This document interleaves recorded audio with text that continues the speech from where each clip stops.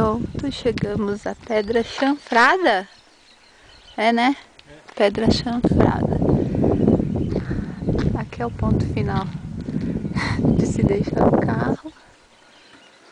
O resto tem que subir a pé por uma trilha que vai uns 2 quilômetros até lá em cima. Vocês acham que eu vou subir? Até parece. Ainda com essa barriguinha crescendo. Começo da trilha. Até lá em cima. O tiozinho ainda falou que é 300 metros de subidona retona. Que pra cair é 2 palitos. Vamos embora, voltar pra casa.